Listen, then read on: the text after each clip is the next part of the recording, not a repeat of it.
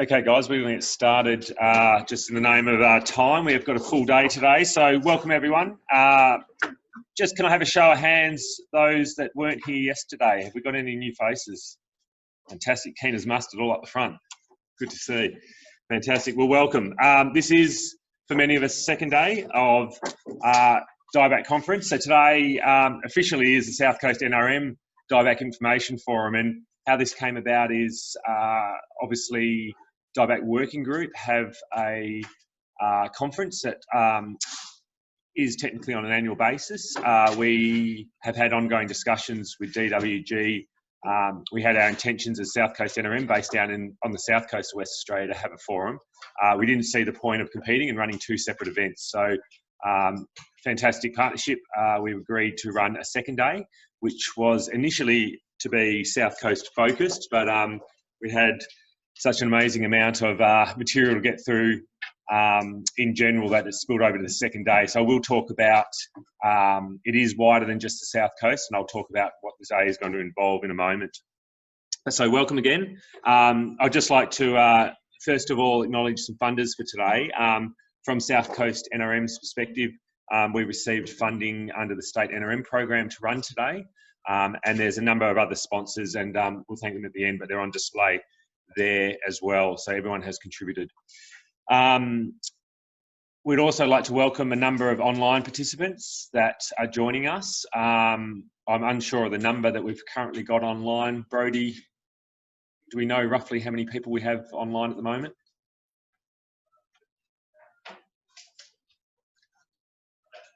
Fantastic, 15 people online, so that's great news. And those online that can hear us, if there's any technical issues with either the audio or the visual, please just log on to the chat and let Brodie know. And Brodie, please interrupt us during the presentation if we have any audio or visual issues there. I'd just like to acknowledge the Noongar country that we're meeting on today, and we'll have the privilege of going out on a fantastic field trip this afternoon. We had a welcome to country from Kerry-Ann Winmar yesterday. It was a really beautiful presentation. She spoke about obviously some stories around sense of place and what Swan Coastal Plain means. And the take home for me for that was really how tied in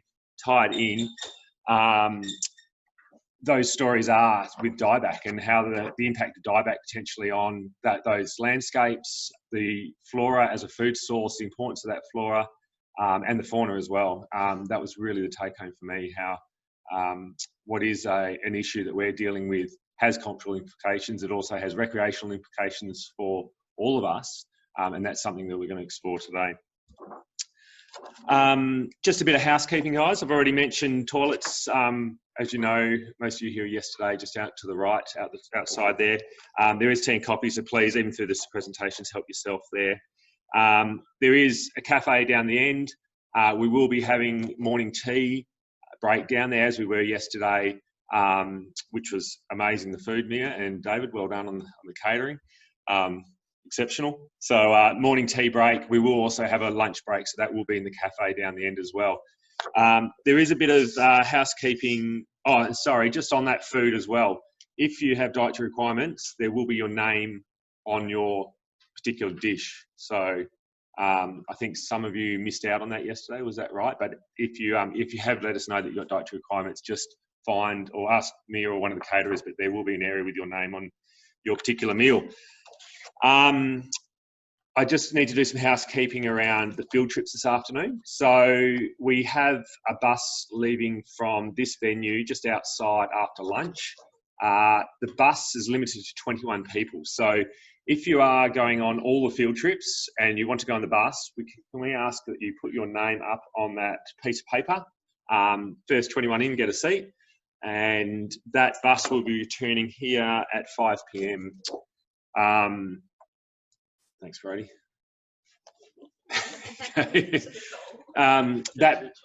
That bus will be returning at 5 p.m. today. So yeah, if you want a seat on that, please put your name down. For those others that want to go on the field trip via their own transport or need to leave early, so that's fine. Don't have to go to all the field trips. You can split it up. So there will be need for vehicles. So I'll let you guys work that out individually. either or, if you're leaving this room at lunchtime, you need to take all your belongings. This room will be locked after we finish here. So you can't return from the field trip and grab your bags and that. So take them with you or take them on the bus. But the main thing at the moment is if morning tea, you could put your name on that list, that would be fantastic. First 21 in, get a seat. And got a great weather for the field trip, so looking forward to it. That's pretty much it for the overview of the day. We have one online presentation from Stephen Hopper from the University of Western Australia down in Albany. He'll be speaking after me this morning. The rest of the presenters we have here. We're going to change it up a bit from yesterday. We will invite questions, and depending how we go on time, we will invite questions after each speaker. Yesterday we kind of wrapped it up after a few speakers and had a question and answer session, but I think it'll run a bit more smoothly if we can just have a few questions asked as each speaker finishes their presentation this morning, and it'll make it a bit easier for those online as well. Okay, everyone's sitting there a bit quiet and stunned. Any questions about today before I get started on this? Are we all pretty clear with what's happening? I just want to introduce a couple of people. We've got Mia in red from South Coast NRM down here at the table in front of me. If you do have any questions around the field trips, etc., just grab Mia this morning and at morning tea. Perhaps would be a really good time just to ask about those field trips. We also have David English from DWG, Dieback Working Group, up the back as well. David and Mia have been the two instrumental in putting the last 2 days together. So as well as thanking you and your work, it's been fantastic to date, but also grab these guys if you've got any questions. Okay, I'm going to get started. I've just got a bit of a talk to start things off before we cross to Stephen Hopper. Is the sound coming through up the back there, guys? Swan?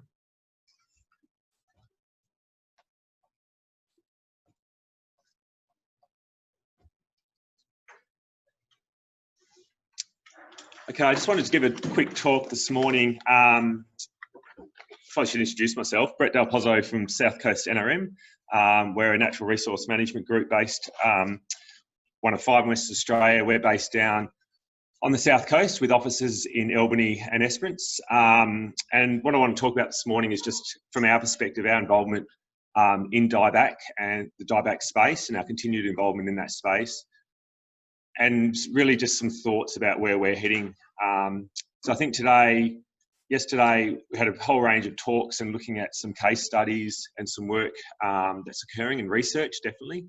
Today, I think we've got a lot of talks around sort of practical application and how people are working with Dieback, how the tools that we're developing to manage Dieback. So a bit of a different slant today. And I just wanted to start with a perspective from an NRM regional group about our involvement and where we're heading. So before my time, there's many people in the room that were very much instrumental and involved. We've got DBCA, Murdoch University, Thilo Massenbauer. Many people in this room were involved some time ago in what was termed Project Dieback. Essentially, Project Dieback was a consortium of many of the partners, but I just mentioned some, but there was more involved. I look at how we manage Dieback from a cross-tenure and collaborative approach.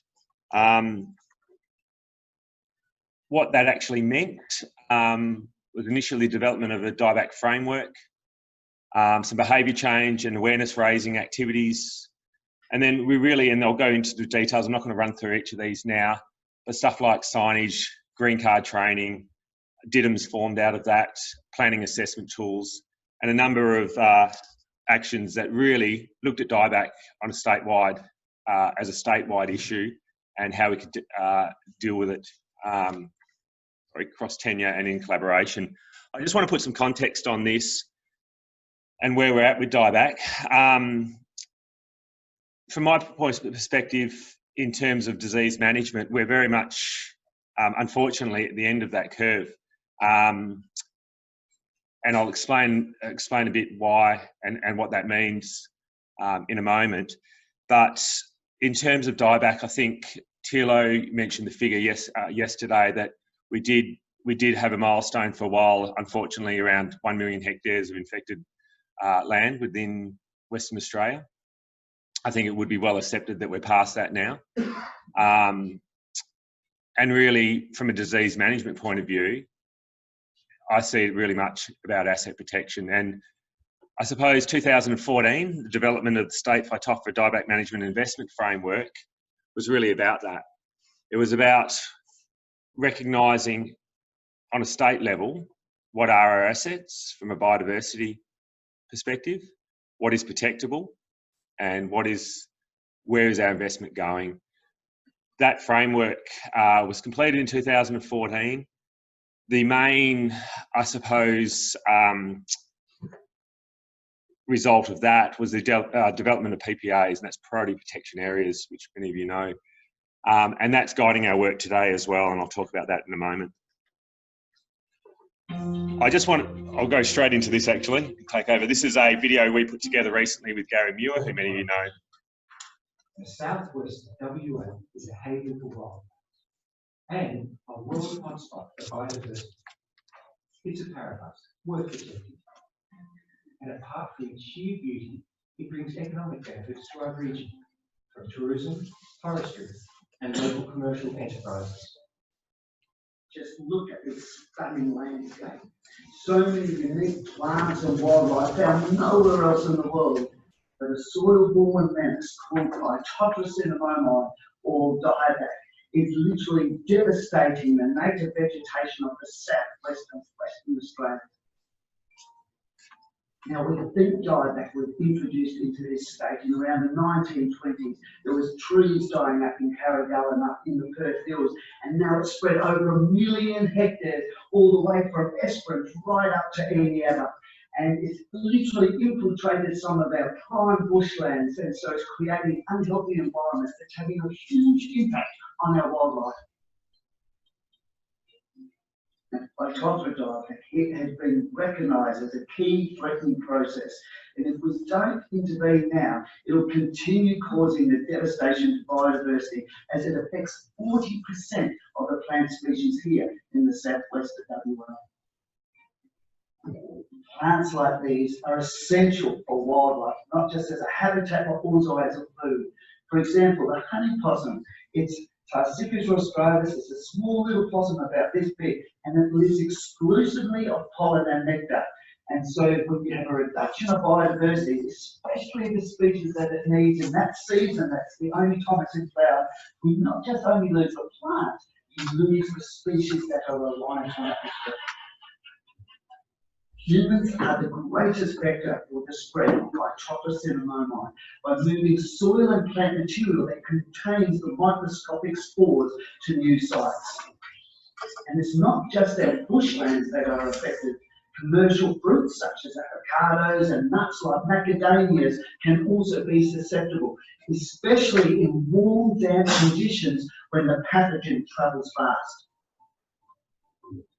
Now, this map shows areas where dieback has been found across the southwest and identifies priority protection areas, or PPAs, that are either infested or not infested with dieback. It is a complex issue, but we have a new management approach that can be applied at a landscape scale to provide local solutions. The State Dieback Management and Investment Framework is a proven strategy that provides a comprehensive process to manage areas threatened by dieback. It helps identify your highest value assets and gives recommendations on how to manage them. The framework is a simple process, and it can be broken down into 3 parts. 3 key processes are implemented in the State Dieback Management and Investment Framework.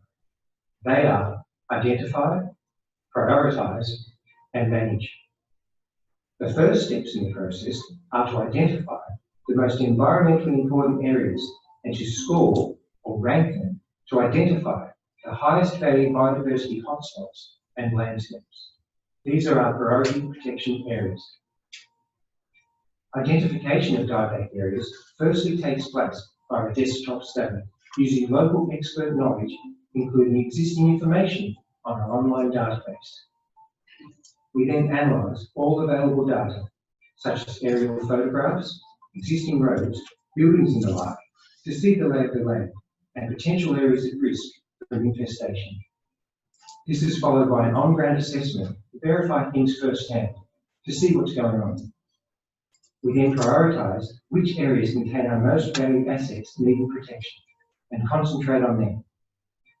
For bushland, the highest valued asset might be an area containing rare flora susceptible to dieback, or it could be a special habitat for a vulnerable or endangered species that are completely dependent on that area being kept dieback free for their survival.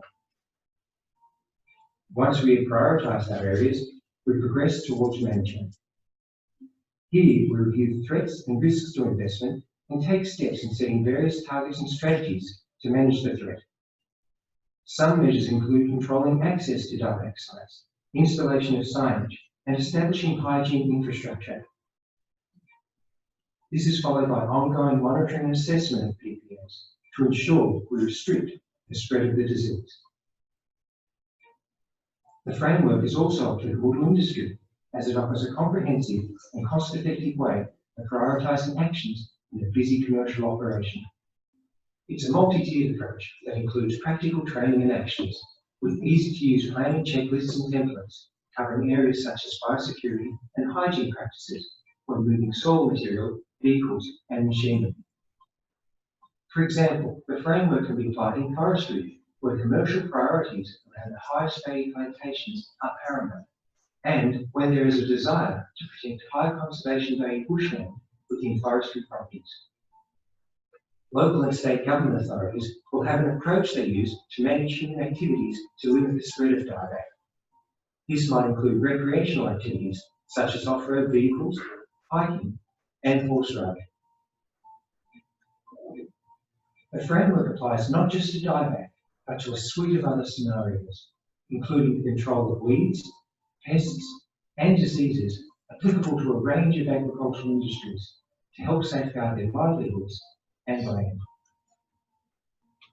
So to recap, the value of the framework is to identify, prioritise and manage your highest valued assets. It also provides practical management techniques that can be applied to these areas to keep them healthy. Dieback is one of the biggest threats to WA's unique ecosystems and other values that are important to us. We must take responsibility for the land that we manage, and with careful planning and working together, we can control phytophthora dieback and perpetuate biodiversity for future generations.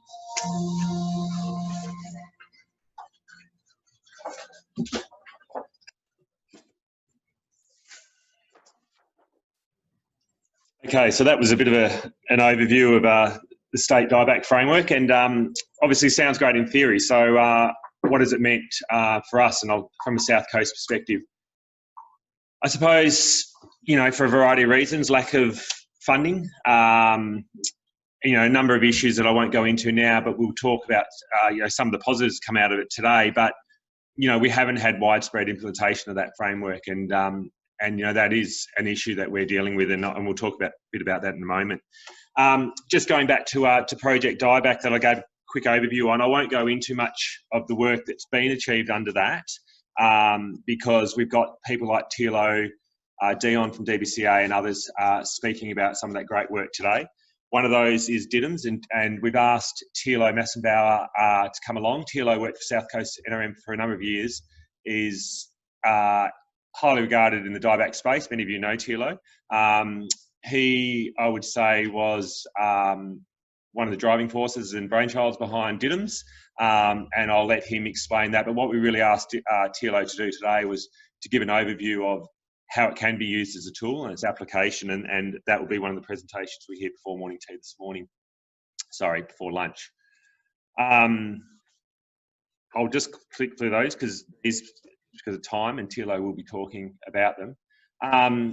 Just in terms of DIDMs, we are, South Coast NRM are currently hosting that platform, and we do that in partnership with Gaia Resources, and Tracy is here from Gaia today. Fantastic organisation that have been involved from day dot. DIDMS currently sits at 449 users, as it's got there, 184 organisations. That's part of the story. It's fine to have all those people registered. It's how they're using it. So that's something that we're looking at the moment in terms of, we did a survey of all users last year, really asking around, we've got some data through the platform around usage, but just on the value to people and what they want out of it. We've developed a report in-house and are looking at currently ways that we can fund some of those recommendations going forward. I've got a bit of a snapshot there about the user type to state government. I'd say that's probably highly represented from DBCA, with Emma beating her staff overheads, departmental staff overheads to register there. But there's quite a strong representation for state government, NRM groups such as ours, practitioners.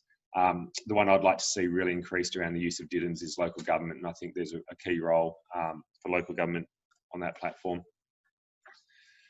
Out of Project Dieback, we have really, I suppose, what I hold of value, and I think has been of great value, is the training, the workshops and the capacity building that we've had through that program.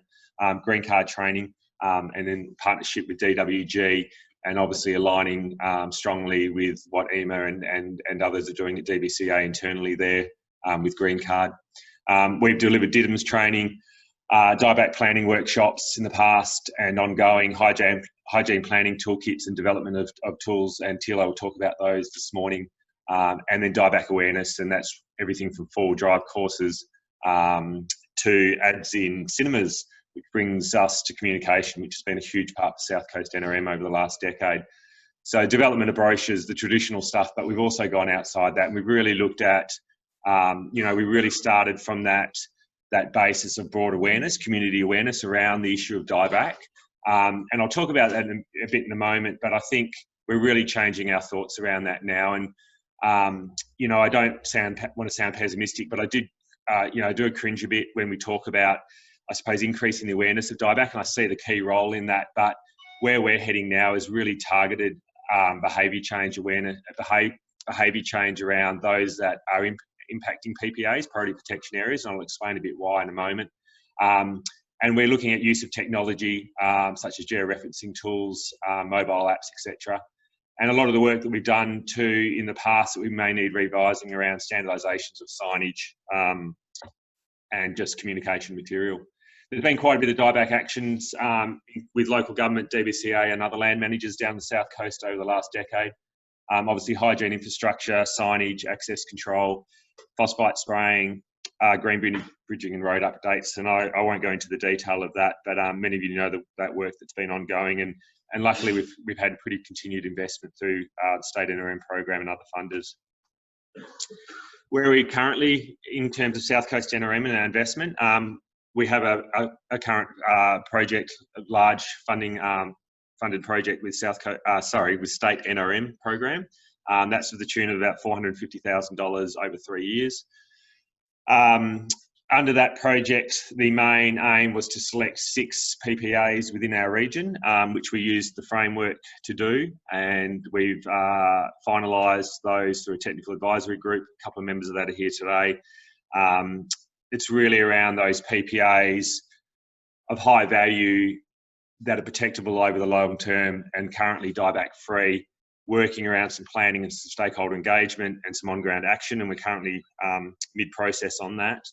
And luckily that project allows us also to have some capacity through Mia and our project officer in Esperance to continue green card training, support DIDMS, increase awareness and capability. So continue that work that is so important that has been ongoing.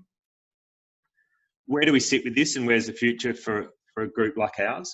And this is my personal view, so it's probably not shared by everyone, but I think we really are, unfortunately, at the end of this graph now. And, I think recognition that it is widespread, and especially on the South Coast situation, where we have vast tracts of landscape, but we do have some really key protectable areas. I think Dion hit it on the head yesterday. He made a comment which usually wasn't in the context of this, but he mentioned about, having really defined areas and really highly valuing them and have the community value those. And I think that's where we're at. And it's really, I'd also make the point that if we're doing that, it's not just about dieback. If we're managing dieback, if we have a geographical area, and it's a matter of scale, that might be on the South Coast, a PPA of a couple of hundred hectares or a couple of thousand hectares. It may be on the scale of a 2-hectare site in the city of Joondalup. We heard Danielle speak yesterday from the city around some of their management and their 174 reserves. So it is a matter of scale, but that is fine. It's around identifying those areas of high value that are protectable and doing everything we can. But it needs to be, I believe, around biosecurity and hygiene and incorporate everything, not just dieback. We can't manage it in isolation. And I got the privilege in 2012 and 13 to work on Barrow Island project with Chevron. And I mean, it's amazing what you can do when you're surrounded by water with millions of dollars. But I think we could all take a lot from that. That was a very, very complex project. I mean, they had a commitment that was very well defined. They committed to have no introduction of species to that island during the construction phase and ongoing now, actually. So that was a clear commitment. It was complex. They had thousands of, tons or movements of material on and off that island each day, hundreds of people moving on and off that island each day. But it was clearly defined what they were trying to achieve. And the area was defined, the end goal was defined, and they've got there. You know, they did a significant investment, but they got there. And I think from my perspective, it's really, we're at that stage now in the South Coast, it's really defining those areas and making clear, with the limited investment we've got, making some clear goals for us to set that are achievable. And as I said, I'm not advocating that we don't need to do that broader awareness, and we don't need to manage reserves that are impacted by dieback to stop that spread. But we do really need to focus what we have as a limited resource in terms of funding and capacity on those really high value areas, which we know. And as I said, they were defined as PPAs, as 100 PPAs in the state framework, but we need some work to define within regions and as land managers, what are those PPAs and really where our investment goes to. I think is really important going forward. I'm going to go now to Stephen Hopper, who's online, but is he ready to go hooked in?